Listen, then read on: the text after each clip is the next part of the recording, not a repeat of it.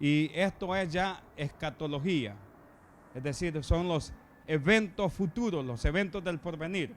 Es lo que significa la palabra escatología, que ya lo hemos definido en muchas ocasiones. Escatos, que quiere decir últimos tiempos, los tiempos finales, y logos, que es el tratado, es el estudio. Por lo tanto, pues es el estudio de los últimos tiempos, de los últimos eventos que están por cumplirse. ¿Usted sabía eso? Ya el regreso de Cristo es inminente, es decir, en cualquier momento puede venir por cada uno de nosotros. En este preciso momento puede venir. Amén. Y es por eso que cada uno de nosotros debe de estar en Cristo, porque Él viene para los que están en Cristo. Amén. Por eso es importante, hermano. Entonces, esto es escatología. Y vamos a definir un poco la palabra rapto. La palabra rapto usualmente se refiere tanto al traslado de los creyentes vivientes de mortalidad terrenal a inmortalidad celestial. Amén. Es decir, nosotros que estamos vivos seremos transformados de esa mortalidad terrenal a una inmortalidad celestial. Y para los creyentes que ya están muertos, es la resurrección, será la transformación del estado que están en desintegración a la incorrupción celestial. O sea, ahorita están deteriorados esos cuerpos, pero Cristo va a venir y los va a levantar y los va a transformar y se volverán unos cuerpos incorruptibles. Amén. Para los que duermen en Cristo Jesús. Amén. Ellos solo duermen. Usted sabía eso, ya lo estaremos viendo. Pero antes de meternos a lleno, yo quiero recordarles, mejor dicho, de que nosotros hemos hablado acerca del dispensacionalismo. ¿Usted recuerda? Como iglesia nosotros adoptamos la postura dispensacional, es decir, que nosotros creemos que Dios ha obrado de diferentes maneras en la historia de la humanidad. Y nosotros hoy vivimos un tiempo, un periodo que le llamamos, ¿cómo le llamamos? El periodo de la gracia, ¿no? Es la dispensación de la gracia o la era de la iglesia, donde todos aquellos, toda la humanidad puede ser salvo, todos aquellos que ponen la fe en Jesús, donde nosotros en estos tiempos no necesitamos ser salvos por medio de ritos o de sacrificios o por medio de sangre de animales como se hacía en el Antiguo Testamento. Hoy podemos ser salvos poniendo la fe en Jesús, aquel que derramó la sangre en la cruz del Calvario por cada uno de nosotros. Amén. Ahora somos salvos de esa manera. Y en estos momentos, pues, nosotros también creemos en muchas de estas. Por ejemplo, creemos que la semana 70 de Daniel, mencionada en el capítulo 9, todavía falta por cumplirse y será la semana 70, o mejor dicho, los 7 años de la gran tribulación. El periodo de la gran tribulación, por lo tanto, ahorita hay como un paréntesis, por así decirlo. Yo sé que hoy no es un estudio, sino que es un sermón, pero quiero dar algunos detalles, ¿no? Hay un tiempo, un paréntesis de gracia donde toda la humanidad puede ser salvo por medio de Jesús, todos aquellos que pongan la fe en Cristo Jesús. ¿Cuándo va a terminar este periodo de gracia? Cuando venga Jesús por su iglesia. Y entonces empezará la gran tribulación, aunque la gracia de Dios se manifiesta en todo tiempo, ¿verdad? Muy bien. Una de las cosas que quiero que vaya usted a 2 de Timoteo capítulo 4 versículo 8, nada más para ver algo rápido, y quiero que en esta tarde comprendamos la importancia del rapto, al cual nosotros debemos esperarlo sin miedo, sino que al contrario debemos esperarlo con un gozo profundo, un gozo grande por la venida de Cristo. ¿Por qué?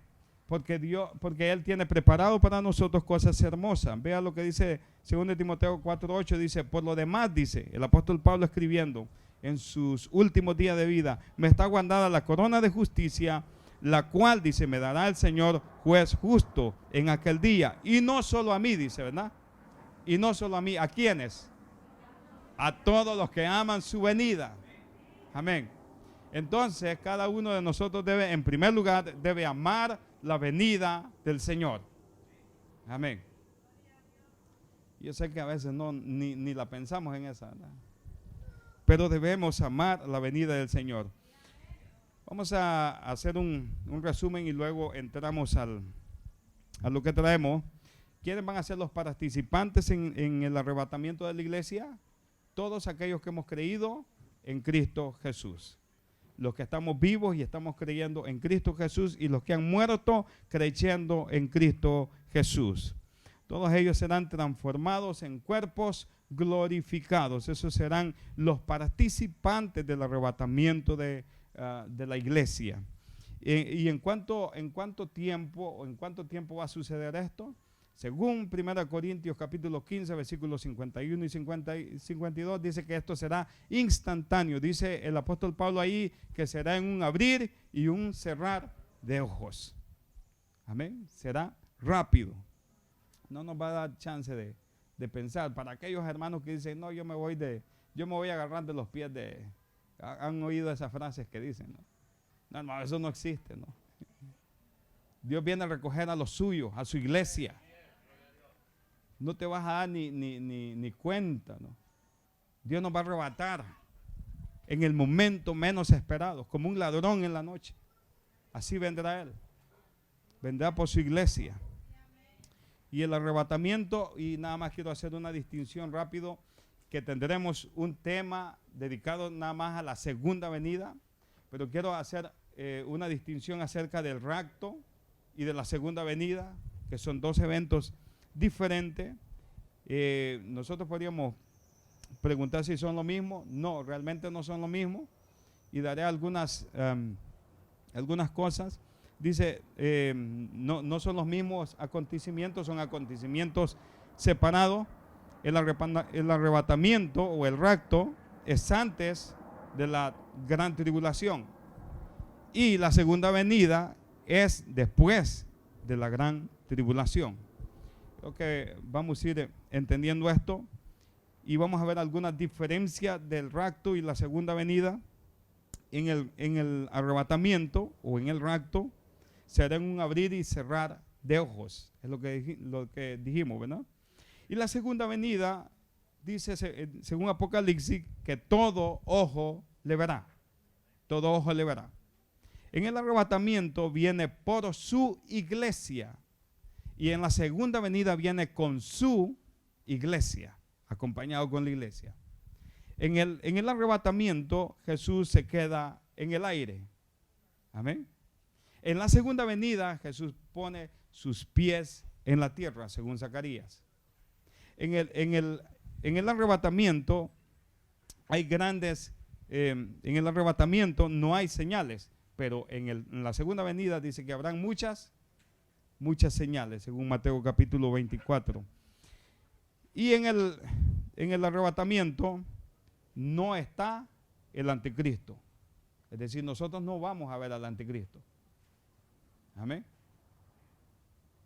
Aunque el 1 de Juan dice que hay muchos anticristos, ¿verdad? Y esos anticristos son aquellos que predican contra Cristo. Pero en el arrebatamiento no habrá anticristo, pero en la segunda venida Jesús vendrá para atar, o mejor dicho, para destruir y matar al anticristo. Entonces sí podemos ver esas distinciones ahí, ¿verdad?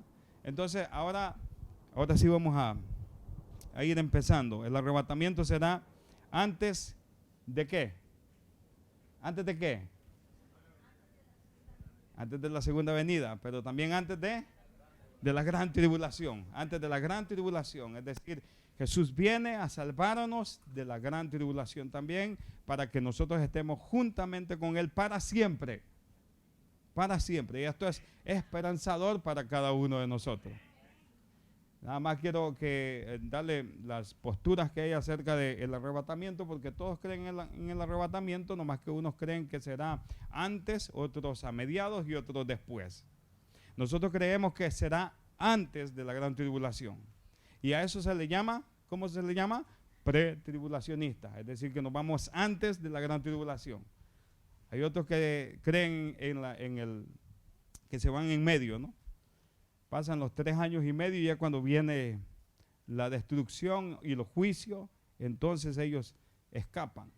Pero están aquellos también que creen que van a pasar todo el periodo de la gran tribulación. Los que creemos que nos vamos antes somos los pretribulacionistas. Los que creen que se van a la mitad se llaman mid-tribulacionistas, y los que creen que se van a la final son post-tribulacionistas. Pero no hablaremos acerca de todas estas, de todos estos puntos. Vamos a ir al tema que nosotros tenemos, el pretribulacionismo. ¿Por qué creemos en esto? Porque nosotros enseñamos que el rapto de la iglesia, tanto de los muertos como de los vivientes, ocurrirá antes del periodo de los 7 años de la gran tribulación, es decir, antes del comienzo de la semana 70, según Daniel capítulo 9, versículo 24 al 27. Ahora sí vamos a ir al texto que tenemos, el que hemos leído, donde el apóstol Pablo le escribe a los hermanos de Tesalónica. Los hermanos de Tesalónica. Vamos ahí. Está ahí conmigo, ¿verdad? ¿Qué es lo que estaba pasando ahí? Pablo empieza con una palabra y empieza diciendo: tampoco queremos, hermanos, que ignoréis. Que ignoréis acerca de quiénes. De los que duermen, de los que duermen. No de los que se quedan durmiendo el día domingo para no venir a la iglesia. No, esto está hablando de los que están muertos en Cristo Jesús. Amén. De eso está hablando. De los que duermen, para que no se entristezcáis como los otros que no tienen esperanza. Allá afuera no hay esperanza, por eso usted ve la llorazón, ¿no? Y humanamente pues duele, ¿no? Cuando un ser querido se va, pero en nuestro interior hay una ¿qué? Una esperanza gloriosa, que sabemos que le veremos, que veremos a nuestros seres queridos. Muy bien, los hermanos de Tesalónica estaban sufriendo persecución y sus seres queridos estaban muriendo, y ellos creían que ya había llegado el día de la gran tribulación y que Jesús aparecería en cualquier momento, y ellos creían que sus seres queridos que habían muerto se iban a quedar sin deleitar el acompañamiento de Jesús, es decir, de participar juntamente con Él. Por lo tanto, Pablo empieza a decirles: no se preocupen, que también Jesús los va a resucitar a ellos, y también van a vivir juntamente y vamos a disfrutar juntamente con Él. Por eso Pablo les escribe en el versículo 13: tampoco queremos, hermanos, que ignoréis acerca de los que duermen, para que no os entristezcáis como aquellos que no tienen esperanza, porque sí creemos. Y ahí es importante para cada uno de nosotros entender donde dice porque si creemos. Eso es lo que dice. Vamos a hablar un poco acerca de esto. El estudio de los últimos tiempos es la pasión que consume a muchas personas en la iglesia de hoy. Pero es importante recordar que aquí donde hemos leído del dormir, usted leyó eso, ¿verdad? Tampoco queremos, hermanos, que ignoréis acerca de quiénes dice, de los que duermen. Entonces, que nos acordemos acerca de esta palabra, dormir, o los que duermen, se aplica solamente al cuerpo y nunca al alma. Entonces quiero resaltar eso porque yo sé que en muchas ocasiones nosotros, o mejor dicho, escuchamos acerca de nuestros hermanos que cuando morimos también el alma duerme, o el sueño del alma, como algunos le llaman. Pero no, realmente lo que duerme o lo que está en descanso es ¿qué? El cuerpo. Pero el alma está en presencia de Dios. Si nosotros somos hijos de Dios, ¿vamos a dónde? A la presencia de Dios, a disfrutar con Él. Jesús le dijo a aquel hombre que estaba en la cruz: desde ahora estarás conmigo, ¿a dónde? En el paraíso. En el paraíso. Yo quizás le llevaré algunos textos. Y el sueño del alma es una de las enseñanzas falsas de la enseñanza falsa de que las almas de los muertos están en un estado de existencia inconsciente en la otra vida. Eso es ajeno a las Escrituras, porque por ejemplo en 2 Corintios capítulo 5 versículo 8 Pablo escribió que quisiera estar ausente en el cuerpo pero presente en el Señor. Amén. Él quiere estar presente en el Señor. Y por ejemplo en Filipenses capítulo 1 versículo 23 Pablo expresó su deseo de partir y estar con Cristo, lo cual dice que era muchísimo mejor. Amén. Es muchísimo mejor. O sea que cada uno de nosotros, después que muere, el alma sigue ¿qué? Sigue consciente. Sigue consciente. Si usted muere en Cristo, su alma está consciente y va a la presencia de Dios. Pero si usted muere sin Cristo, tampoco hay aniquilación del alma, como algunos lo llaman. Esa alma va a condenación. Amén. Y nada más le pongo el ejemplo en Lucas capítulo 16, versículo 19 al 31, donde Jesús habla. ¿Usted recuerda la historia de quién? Del rico y Lázaro. Amén. Del rico y Lázaro. Y entonces el rico, ¿a dónde estaba? No, ¿dónde estaba el rico? Hay ricos que van a estar en el paraíso. Por ejemplo, Abraham Jesús dice que ya veremos al padre Abraham. Ese hombre era rico. Job era rico. Sí, veremos hombres ricos allá también. Sí, también lo vamos a ver. Y a usted también. Sí. Vamos a ver hombres, pero este hombre rico dice que estaba ¿dónde? Estaba en el infierno, vamos a decir. Estaba ya en la condenación. O sea, desde que muere, alguien que muere sin Cristo, desde ese momento va a condenación, y el que muere en Cristo va a la presencia de Dios, a disfrutar de Él. Amén. Por eso dice el libro de Hebreos, capítulo 9, verso 27, que está establecido para el hombre que muera una sola vez y después el juicio. Amén. Ahora estamos viendo eso, ¿no? Entonces los tesalonicenses estaban preocupados porque sus familiares se estaban muriendo. Creo que nosotros deberíamos preocuparnos cuando un familiar se muere sin Cristo, ¿no? Sin esperanza. Entonces nuestra tarea es predicarles. Nuestro trabajo es predicarles. Porque aparte de eso, usted sabe de que Dios en ese día también nos va a pedir cuenta. ¿Y por qué no le predicaste y todo el día pasabas ahí con Él? ¿Por qué no le hablaste de mí si todo el tiempo pasabas ahí? Te ponías a hablar de otras cosas, ¿no?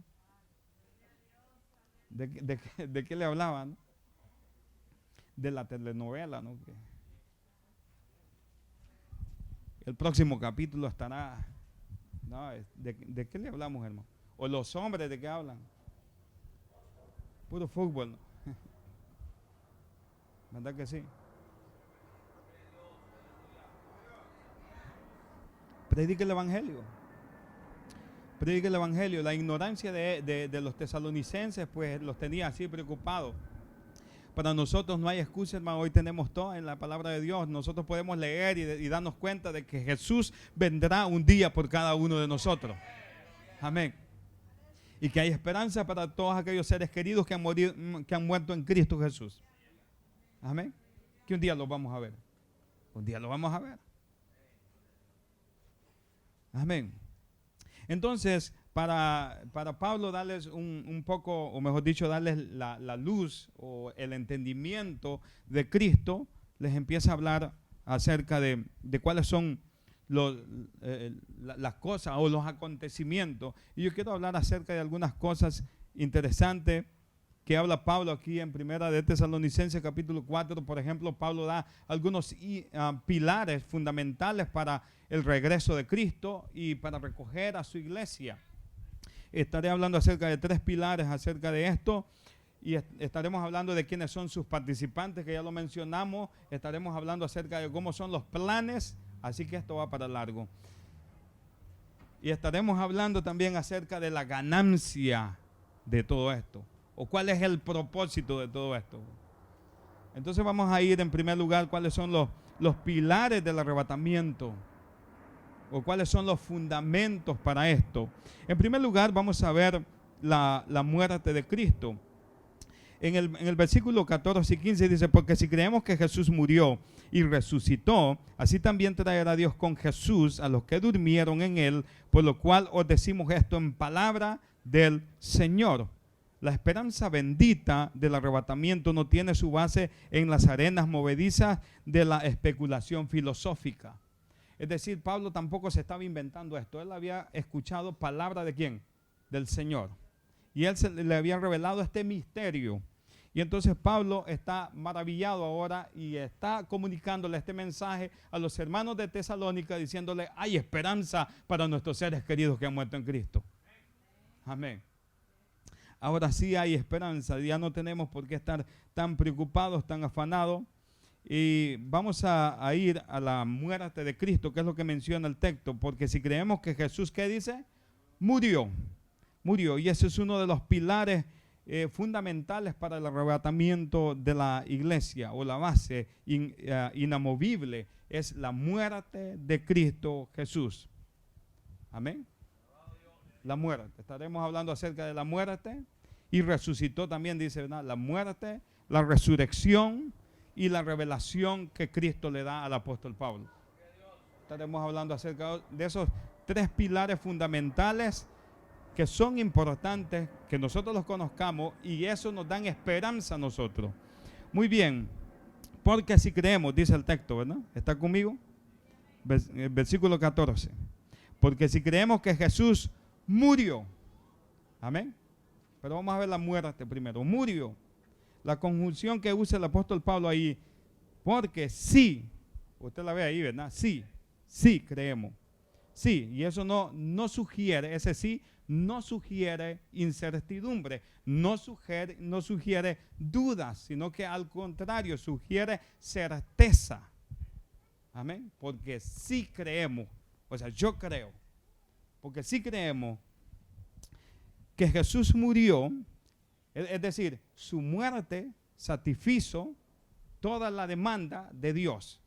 La muerte de Cristo Él pagó en la cruz del Calvario a través de su muerte todos mis pecados. Amén. Todo lo pagó Él. Todo lo pagó por cada uno de nosotros. Su muerte satisfizo las exigencias de justicia y santidad de Dios, pagando por completo la pena y los pecados de todos los creyentes. Cuando los creyentes mueren, su espíritu va inmediatamente a la comunión consciente con el Señor, mientras sus cuerpos duermen temporalmente en la tumba a la espera del arrebatamiento. Amén. Ahí están descansando todos nuestros seres queridos que han muerto en Cristo. Están descansando. Y un día Dios los va a levantar. Amén. Y probablemente a muchos de nosotros también, porque no sabemos si nos podemos morir hoy o antes que Cristo venga. Y Pablo estaba consciente de todo esto también. Amén. Muy bien. ¿Cuál es uno de los pilares? La muerte de Cristo Jesús. Otro de los pilares es la resurrección. Porque ahí hemos leído, en el versículo que hemos leído, porque si creemos que Jesús murió, ¿y qué más dice? Y resucitó. Y resucitó. Así también traerá Dios con Jesús a los que durmieron en él. La resurrección de Cristo indica que el Padre aceptó su sacrificio. Amén. Eso indica que que Dios Padre acepta el sacrificio de Cristo.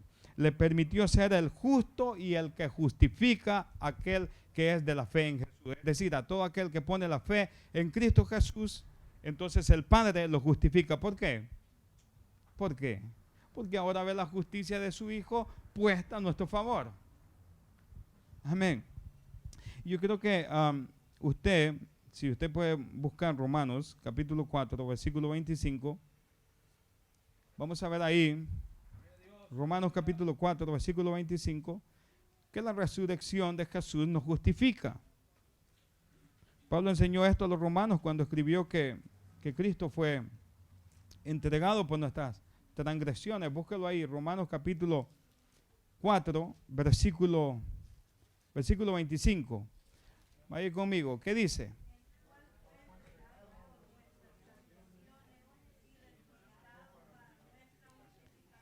Amén. Dice que fue entregado ¿por qué? Por nuestras transgresiones. Murió por nuestras transgresiones, pero resucitó para nuestra justificación. Amén. La resurrección de Cristo nos justifica. Y más adelante dice justificados pues por la fe. Tenemos paz para con Dios, dice. Eso es hermoso, amén. Esos son los pilares. Y Pablo le enseña esto. Y Jesús mismo también enseñaba en Juan capítulo 14. No vamos a ir al texto, pero Jesús ahí dice, porque yo vivo, vosotros también viviréis. Amén. Porque yo vivo, dice Jesús, vosotros también viviréis. Y entonces ese es otro de los pilares para el arrebatamiento de la iglesia. Es que nosotros creemos en la muerte de Cristo y que su muerte pagó nuestros pecados, que la resurrección de Él nos justifica y que la revelación de Cristo también, aleluya, nos arrebatará, la promesa, mejor dicho, que Él ha hecho, la va a cumplir de arrebatarnos un día. Nos va a arrebatar un día. La revelación de Cristo, dice en el versículo 15, por lo cual os decimos esto en palabra del Señor. En palabra del Señor. No era algo que Pablo, no era algo que Pablo se estaba inventando, ¿no? No era una enseñanza del apóstol Pablo, sino que era una enseñanza directa de Jesús. La enseñanza de Pablo sobre el arrebatamiento no era su propia especulación, sino revelación directa de Dios. Y la frase donde dice, os decimos esto en palabra del Señor, tiene un tono de autoridad. Amén. O sea, lo está diciendo Pablo con autoridad. Como que lo está diciendo sabiendo de que ha sido inspirado por Dios. Entonces nosotros debemos de confiar en la palabra de Dios, ya que nosotros creemos que toda la escritura es inspirada por Dios. Amén. Hemos visto estos tres pilares. Ahora vamos a ir a los... ¿Quiénes son los participantes, dijimos, del arrebatamiento? La iglesia. Pero hay, por así decirlo, dos grupos ahí, ¿verdad? Los que están vivos y los que duermen, ¿no? Y los que duermen. Suena mejor eso, ¿verdad? Sí, porque no están muertos. Solo duermen. Amén. Un día Dios los va a levantar a ellos. Entonces, estos son los dos grupos. Dice en el versículo 15 que nosotros que vivimos, que habremos quedado hasta la venida del Señor, no precederemos a los que durmieron. Es decir, no vamos a anteceder a ellos. No precederemos a los que durmieron. Estos dos grupos de personas participarán del arrebatamiento, los que viven hasta la venida del Señor y los que durmieron. Y el uso del que usa Pablo aquí, usted ve que es un plural que usa él, ¿no? Dice nosotros. Por parte de Pablo indica que él creía que este suceso podía ocurrir durante su vida, es decir, mientras él estaba vivo. Por eso decía, nosotros los que vivimos, se incluía él. ¿Por qué? Porque él creía, puede venir hoy mismo. Amén. Hoy mismo puede venir. Este domingo, cuando menos se lo espera la gente. Él puede venir por su iglesia. Y hay muchos pasajes que podríamos revisar, pero vamos quizás a ir a uno de ellos, a Romanos capítulo 13. Hay varios pasajes adicionales que expresan la esperanza y expectativa ferviente del apóstol Pablo por estar entre los que están vivos y habrán quedado hasta la venida del Señor. Por ejemplo, en Romanos capítulo 13, vaya conmigo ahí, Romanos capítulo 13. Está conmigo ahí, ¿verdad? Versículo, vamos a leer el 12, vamos a leer el 11, vamos a leer. 13, 11 vamos a leer. Está ahí. Dice, y esto, conociendo, ¿qué dice? El tiempo, que ya es hora de levantarnos del sueño, porque ahora está más cerca de nosotros nuestra salvación que cuando creímos. Está más cerca, hermano, nuestra salvación. Ya Cristo viene por nosotros. Está más cerca que cuando creyó. Amén. Y más si usted creyó hace ya unos 50 años. Amén. Y aunque haya creído ayer, pues ya le falta un día menos. Amén. Ya está más cerca. Está más cerca la venida del Señor. Y en el versículo 12 dice, la noche está avanzada y se acerca el día. Desechemos pues las obras de las tinieblas y vistamos las armas de la luz. Andemos como de día, honestamente. Bueno, ese es otro tema, ¿verdad? Bueno, es el mismo, pero podemos hacer algunas aplicaciones ahí también. Andemos como de día. Así debe andar el cristiano. Honestamente, no en, ¿qué dice? No en glotonería y borrachera, no en lujuria y lascivia, no en contienda y envidia. Santo Dios. Ese texto no estaba incluido, pero ahí va. Amén. Ya para todos aquellos que aquellos cristianos que se emborrachen, que no es pecado, ahí dice. No dice así, yo leí mal, yo creo. Vamos a corregir entonces, porque dice, andemos como de día, honestamente, no en glotonerías y borracheras, no en lujurias, esas pasiones desenfrenadas, ¿no? Y lascivia, no en contiendas y envidia. ¿Qué son contiendas, hermano? Pleitos. No crean que son contiendas, que tiene varias tiendas, el hermano, no. Sí, tiene contiendas, pleitos. ¿Y qué más dice? Envidia. El hermano no tiene que envidiar, hermano. Sino vestidos del Señor Jesucristo y no proveáis para los deseos de la carne. El apóstol Pablo está hablando aquí, donde dice que la noche está avanzada y se acerca el día. ¿La noche está qué dice? Avanzada. Muy bien, vamos a seguir. Por ejemplo, en 1 Corintios capítulo 15, que ya lo mencionaba, versículo 51, dice, aquí os digo un misterio. Eso es lo que dice Pablo, ¿no? Aquí os digo un misterio.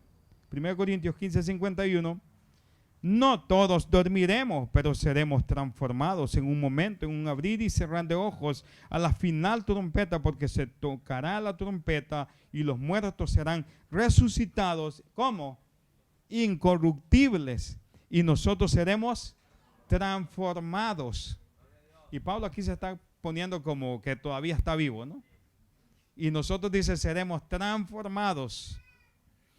Pablo está haciendo referencia a que esto puede pasar en cualquier momento. Cuando Pablo concluía esta carta también ahí mismo en 1 Corintios capítulo 16, versículo 22, dice el Señor, dice que el Señor viene, creo que así concluye. El Señor viene. La palabra ahí es Maranata. El Señor viene pronto por su iglesia. Amén. Así que el Señor viene pronto, hermano. Y yo sé que esta doctrina del arrebatamiento debe ser esperanzadora para nosotros, pero no nos debe llevar al punto también que le llevó a los de Tesalónica. Usted recuerda cuál fue, ¿no? Porque desatendieron todos sus trabajos, porque dice, Señor, ya va a venir en cualquier momento, va a venir el Señor. Y ya no trabajaban los haraganes. No es cierto, ya no trabajaban. Y entonces Pablo les vuelve a escribirle y les dice, el que no trabaja tampoco, que tampoco coma, ¿no? Entonces tampoco nos debe llevar, es decir, nosotros trabajamos sosegadamente para dar el alimento a nuestra familia, pero mientras trabajamos, nosotros meditamos en la venida del Señor. Amén. Usted debe meditar todo el tiempo, Señor, yo sé que tú puedes venir en cualquier momento. Amén. Él puede venir en cualquier momento. Pablo estaba consciente que podía venir mientras él estaba vivo. Nosotros estamos conscientes de eso, pero también Pablo estaba consciente de que Jesús podría venir cuando él ya no estuviera. Y yo les voy a llevar a unos textos. Vamos a ir. 1 Corintios capítulo 6, versículo 14. Vamos a leer. 1 Corintios capítulo 6, versículo 14. Vaya conmigo ahí. ¿Está conmigo? Dice, y Dios que levantó al Señor, también a nosotros nos levantará, ¿con qué dice? Con su poder. Y los comentarios que leí acerca de eso es que lo más probable es que Pablo esté hablando de qué, de que él ya esté muerto y que Dios lo levante. Amén. Es decir que nosotros también, hermano, debemos estar con ese mismo pensamiento de Pablo, que en cualquier momento podemos morir, pero que tenemos que tener esa certeza, como dice su palabra, ¿no? Que de Él somos, vivamos o muramos, somos del Señor. Amén. Somos de Él. Por ejemplo, en Filipenses, vaya conmigo a Filipenses. Filipenses capítulo 1, versículo 20. También Pablo afirma esto, donde dice que por vida o por muerte. Vamos a leerlo ahí. Dice, conforme, está conmigo, a mi anhelo y esperanza de que en nada seré avergonzado. Antes bien, con toda confianza como siempre, ahora también será magnificado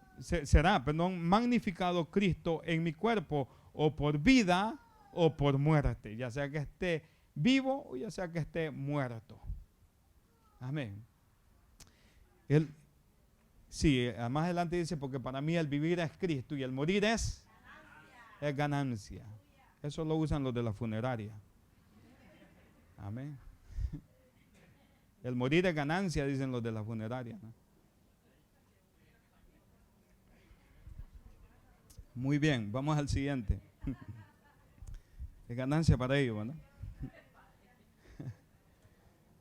Vamos a otro. Pablo al final de su vida, que ya mencionamos, segunda de Timoteo capítulo 4, pero vamos a ir al 7 y al 8, al 6 y al 7, perdón. Donde Pablo dice, le escribe a Timoteo, segunda de Timoteo capítulo 4, versículos 6 al 7, porque yo ya estoy para ser sacrificado y el tiempo de mi partida está, ¿qué? Cercano. Pablo estaba consciente de eso, que en cualquier momento él iba a partir de esta tierra. He peleado la buena batalla, he acabado la carrera, he guardado la fe. Es lo que dice. Y le está guardada la corona de justicia, ¿no? Pablo había peleado la carrera. Él está diciendo eso. El tiempo de mi partida está cercano. He peleado la buena batalla, he acabado la carrera. Y me está guardada la corona de justicia, que me da el Señor juez justo. Y es ahí donde dice, no solamente a mí, sino a todos aquellos que aman su venida. ¿Usted ama su venida? Amén. Amén. Y como decía alguien por ahí, ¿verdad? No queremos irnos, ¿no? Aunque estemos comiendo frijoles, decía. O puede ser lo contrario, porque está muy cómodo, ¿no? Porque Dios le ha dado todo, le ha dado bendiciones y se siente muy bien. ¿Y cuál es el plan entonces? Bueno, nosotros seremos participantes de ese arrebatamiento. Todos los que estamos en Cristo, vivos o muertos, en Cristo Jesús, serán levantados ese día glorioso. Pero ¿cuál es el plan? El plan de ese arrebatamiento. Versículo 16. Porque el Señor mismo, con voz de mando, con voz de arcángel y con trompeta de Dios, descenderá ¿de dónde? Del cielo. Y los muertos en Cristo resucitarán primero. Luego nosotros, los que vivimos, los que hayamos quedado, seremos arrebatados juntamente con ellos en las nubes, para recibir al Señor en el aire y estaremos siempre con el Señor.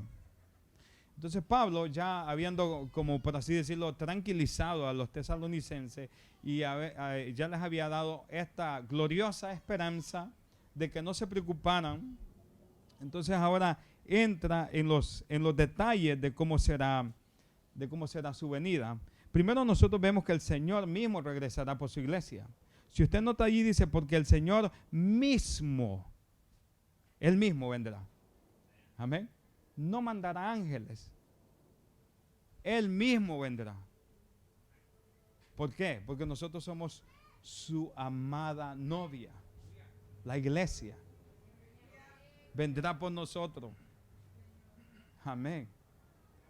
¿No le entusiasma eso? ¿No lo mueve un poco eso, no? Él vendrá por cada uno de nosotros. Él mismo vendrá por cada uno de nosotros. Muy bien. Eso es lo primero que vemos ahí en ese versículo, que el Señor mismo vendrá. Y en segundo lugar vemos que Él descenderá ¿de dónde? ¿De dónde va a descender? Del cielo, donde ha estado sentado desde su ascensión. Él ha estado ahí. Y al comienzo de esta epístola, Pablo ha elogiado a los tesalonicenses porque estaban esperando de los cielos al Hijo de Dios. ¿Quiere que lo veamos? Ahí mismo, en Tesalonicenses capítulo 1, versículo 10, que más adelante vamos a volver a ver este versículo. Capítulo 1, versículo 10, dice, para que andéis como es digno del Señor, agradándole en todo. Yo estoy en Colosenses. Primera de Tesalonicenses 1:10, ¿verdad? Y esperad, ¿de dónde dice? De los cielos, de ahí vendrá. A su Hijo, al cual resucitó de los muertos, a Jesús, quien nos libra ¿de qué? De la ira venidera, lo veremos más adelante. Pero ¿de dónde se espera? De los cielos. Amén. Entonces esto es maravilloso, hermano, porque Jesús vendrá por cada uno de nosotros y dice que vendrá para llevarnos a estar juntamente con Él. Y traía también aquí el caso de Esteban, ¿verdad? Que él ve los cielos abiertos y al Hijo del Hombre sentado. Pero bueno, vamos a avanzar. Cuando Jesús desciende del cielo, ¿lo hará cómo, hermano? ¿Cómo dice ahí el texto? ¿Cómo lo hará? Está ahí en el texto. ¿Qué dice, hermano? Porque el Señor mismo, ¿con qué va a venir? ¿Con voz de qué? No, pero primero dice algo más. Con voz de mando. Con voz de mando. No es que si, a ver si se quiere ir. No, Él no viene con eso, hermano. No es como nosotros a veces que usamos mucha gracia, ¿no? A ver si el hermano quiere hacerlo, ¿no? A veces la hermanita quiere hacerlo, ¿no? No va a venir con autoridad, va a venir con voz de mando. Él va a venir. Así como Jesús usó esa autoridad, ¿no? Para calmar la tempestad, para levantar los muertos. Usted recuerda todos esos episodios cuando Jesús vino y usó su autoridad. Incluso cuando Lázaro estaba muerto, le dijo, Lázaro, ven fuera. ¿Y qué hizo Lázaro? Salió, o se quedó allá adentro.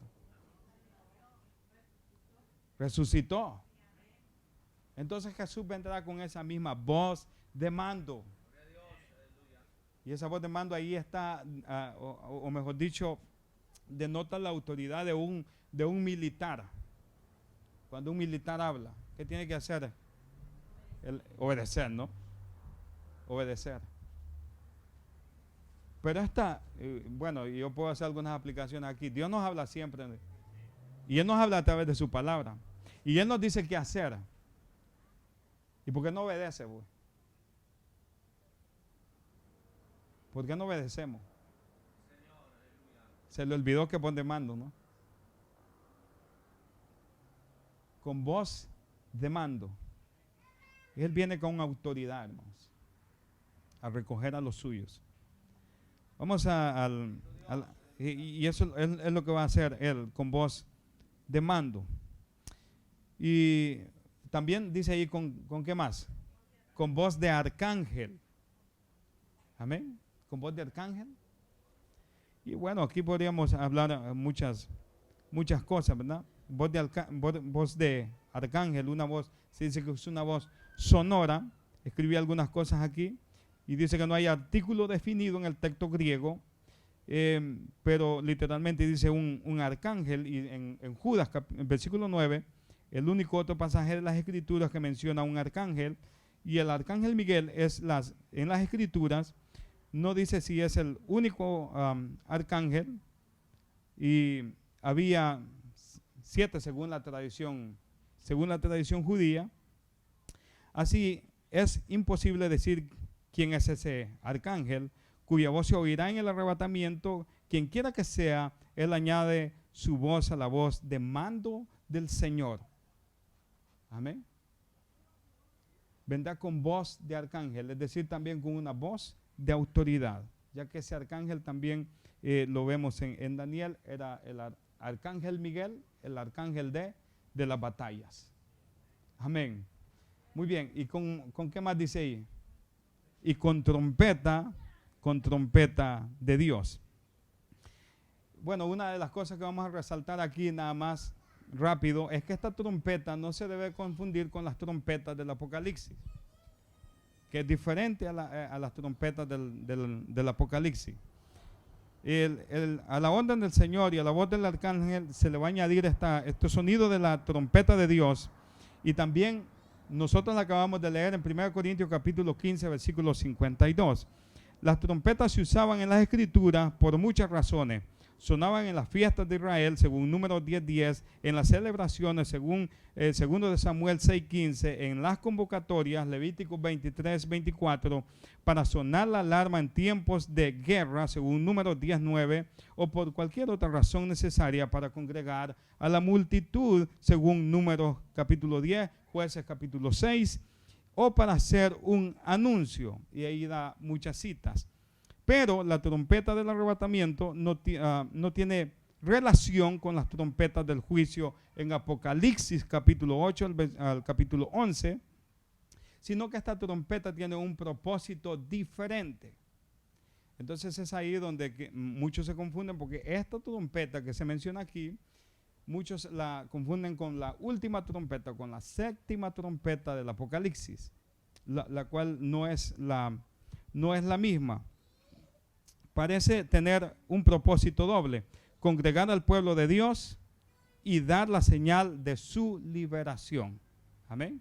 Esa es la trompeta. No vamos a hablar más acerca de la trompeta. Sé que quizás podemos ir a algunos estudios de esto para poder tomar tiempo y ver acerca de las trompetas. Muy bien, hoy quiero pasar a algunas pruebas o algunos argumentos por qué nosotros creemos en el arrebatamiento o en el rapto pretribulacional. Es decir, por qué creemos que la iglesia se va antes de la gran tribulación. ¿Estamos listos? Amén. Ahora sí, me falta media hora. Muy bien, nada más vamos a dar algo rápido. Los siguientes argumentos que vamos a presentar, hay muchos, pero vamos a presentar en defensa del pre-tribulacionismo. Primero, nosotros vemos que en Apocalipsis, si usted nota, capítulo 6 al 18, donde están los juicios de Dios, donde Dios empieza a derramar sus juicios, las copas de la ira, las trompetas, los sellos, todos los juicios están cayendo sobre este mundo, pero no hay ninguna mención y no aparece por ninguno de esos capítulos la iglesia. ¿Por qué será? Porque se ha ido. Porque Dios ya se la ha llevado. Amén. Y no hay ninguna referencia también para decir o mejor dicho, alguna instrucción para la iglesia durante ese periodo. No la hay. ¿Por qué? Porque la iglesia ya no está.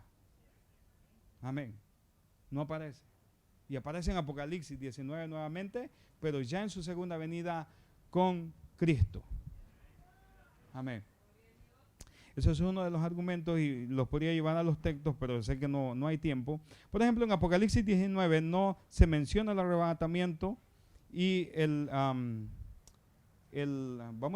arrebatamiento post-tribulacional, es decir, los que creen que Jesús va a arrebatar a la iglesia después de la gran tribulación, porque muchos creen esto, post-tribulación, que creen que la iglesia va a pasar la gran tribulación y después que termine la gran tribulación, Cristo aparecerá y lo recogerá y lo va a volver a bajar.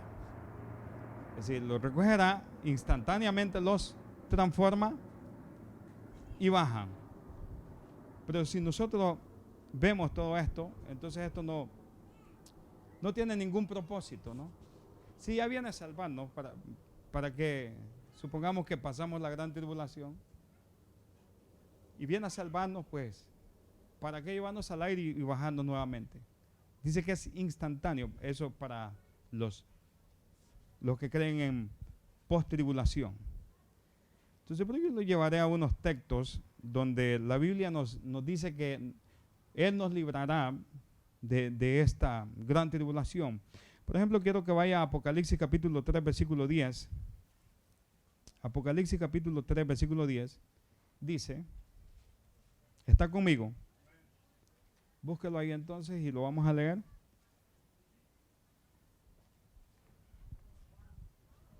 Apocalipsis capítulo 3, versículo 10. Estamos.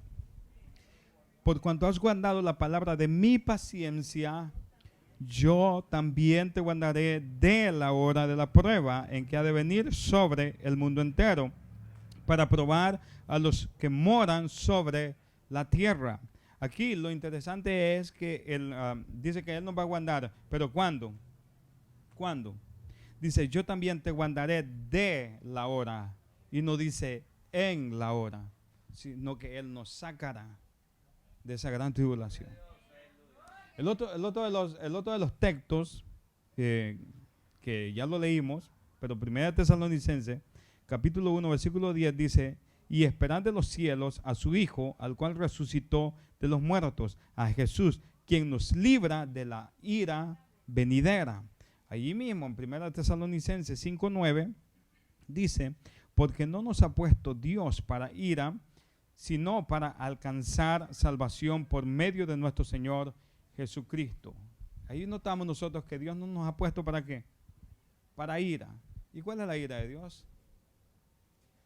Son sus juicios en Apocalipsis. Muy bien. Y nuestra hermana Xiomara leía también al principio, Romanos capítulo 5, versículo 9, dice que también Él nos ha librado de la ira. Vamos a ir, ¿cuál es la importancia o la ganancia que obtenemos acerca de todo esto? Estamos listos, ¿verdad? Versículo 18. Primera de Tesalonicenses 4, 18. Por tanto, alentados los unos a los otros con estas palabras. El beneficio de entender el arrebatamiento, John MacArthur dice lo siguiente, que el beneficio de todo esto no es llenar las lagunas en el conocimiento escatológico de cada uno. Amén. Porque hay muchos que pueden llenar esas lagunas o tener mucho conocimiento acerca de esto, pero ese no es el punto. El punto es que nosotros estemos sabedores de que tenemos una esperanza de que Cristo nos va a guardar de ese momento. Amén. Como dijimos al comienzo de este capítulo, a Pablo le interesa, ¿no?, que los hermanos de Tesalónica y hoy para cada uno de nosotros que estemos con esa esperanza viva y que nos consolemos con estas palabras o que nos alentemos, como dice el versículo aquí. Y para que nosotros podamos ver que para Pablo no era ninguna sorpresa llamarle, por ejemplo, yo les daría una cita, no iremos a ella, pero Tito capítulo 2, versículo 13, Pablo le llama al regreso de Cristo la esperanza bienaventurada. La esperanza bienaventurada. Amén. Es una esperanza para nosotros, hermanos, que Cristo regrese por cada uno de los suyos. Amén. Esa es la ganancia que nosotros, Dios nos va a guardar de su ira. Esos son los propósitos. ¿Cuáles son los propósitos? De guardar a su iglesia, de librarla de la gran tribulación, de sacarla, ¿no? El rapto es para librar a la iglesia de la gran tribulación. El rapto también es para que la iglesia sea juzgada en el tribunal de Cristo, para recompensar a cada uno de nosotros. La iglesia, el propósito del arrebatamiento también es para que la iglesia disfrute de las bodas del Cordero. Amén. No vamos a entrar en todo eso, hermano, así que no se preocupe. Termino con algo. Y vamos a ir a Tesalonicenses. Todo el libro de Tesalonicenses, escuche bien. Todo el libro de Tesalonicenses, así que presten atención. El cristiano que espera el regreso del Señor Jesús no tiene lugar para ídolos. Amén. Vamos a ir. Primera de Tesalonicenses capítulo 1, versículo 9 al 10. No tiene lugar para ídolos. Ay, yo no tengo ídolos, hermano. Yo no estoy hablando de los ídolos que usan allá en la iglesia católica, ¿no? De los yesos que usan, ¿no? No, yo no estoy hablando de eso. Yo estoy hablando de los ídolos que usted tiene o que yo tengo. Amén. Nuestro hijo a veces se convierte en nuestro ídolo. Amén. Y por cuidar a mi hijo, no atiendo las cosas de Dios. No estoy diciendo que no cuide a su hijo, ¿no? O por cuidar mi casa, ¿y qué pasa? No atiendo a las cosas de Dios. Porque hoy Dios lo ha bendecido con una casa y ahora pasa cuidando solo su casa. Se convirtió en ídolo. O nosotros conocíamos un hermano que pasaba puliendo su carro, ¿no? Y no aparecía en la iglesia. Pero el carro brillaba. Era muy bonito. Pero su alma no brillaba, ¿no? Bueno, se han convertido los que esperan, todo esto es pasajero, hermano. Así que no se afane tanto. Con que tengamos, dice el apóstol Pablo, sustento y abrigo, estemos contentos. Amén. Se habían hecho ídolos, pero el que espera la venida de Cristo no se hace ídolo. Les dije 1 Tesalonicenses 1:9, ¿verdad? Porque ellos mismos cuentan de nosotros de manera en que nos recibisteis y cómo os convertisteis, ¿de qué dice? De los ídolos a Dios para servir al Dios vivo y verdadero. Amén. Ya no hay más ídolos, ¿no? Ahora solo Cristo. Cristo es el centro de nosotros ahora. Cristo es lo primordial, es lo más importante para mí. Amén. Aquí ha venido mi tía de El Salvador, ¿no? Mi prima, tengo que sacarla, ¿no? Sáquela a la iglesia aquí.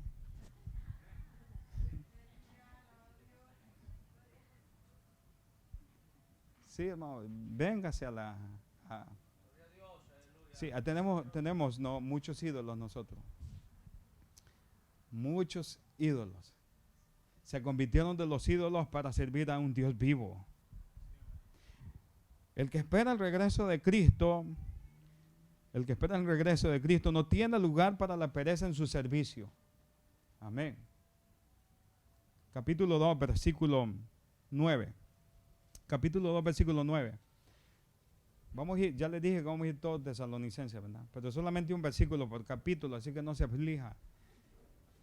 1 Tesalonicenses capítulo 2, versículo 9, porque os acordáis, hermanos, de nuestro trabajo y fatiga, como trabajando de noche y de día, para no ser, ¿qué dice? Gravosos a ninguno de vosotros, os predicamos el evangelio de Dios. ¿Cómo estaba trabajando el apóstol Pablo? No, pero estaba trabajando con fatiga también, ¿no? Como de noche y de día. No, a nosotros 2 horas, hermano. 2 horas. Y nos sentimos ya fatigados. 2:30, 3:30, 4:30. 2 horas. Pero luego recitamos aquel texto que dice, este es el día que hizo el Señor, nos gozaremos y alegraremos en Él.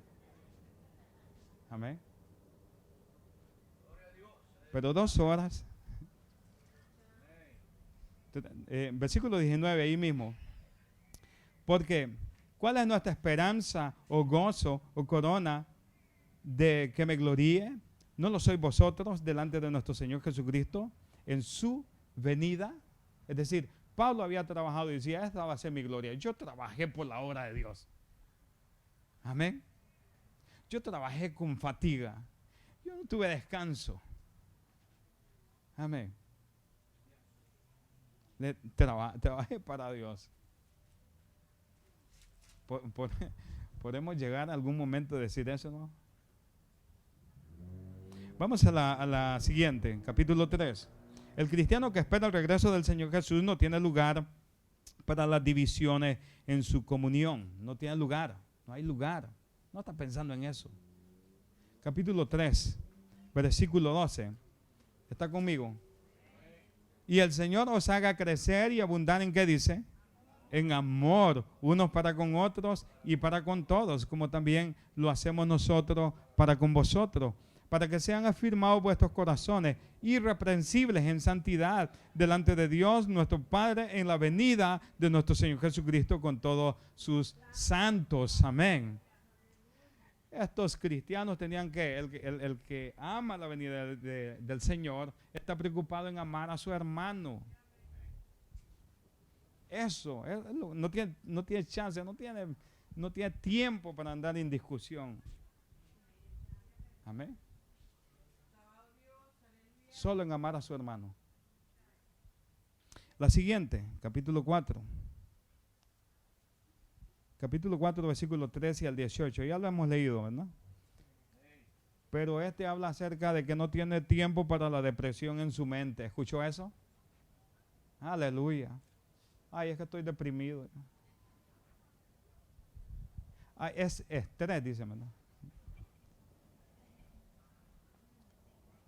No hay lugar para la depresión en su mente. ¿Qué tantas cosas piensa usted? Piensa en Dios. Alguna cosa, dice el apóstol Pablo en Filipenses, ¿no? En toda cosa buena. Pero en el versículo 13 al 18 lo podemos leer, ¿verdad? Vamos a leer el 13 nada más. Tampoco queremos, hermanos, que ignoréis acerca de los que duermen, para que no os entristezcáis como los otros que no tienen esperanza. ¿Usted tiene esperanza, hermano? ¿Por qué se preocupa entonces? Si tiene esperanza, pues. ¿Pasa deprimido usted? ¿Y esta esperanza que Dios nos dio?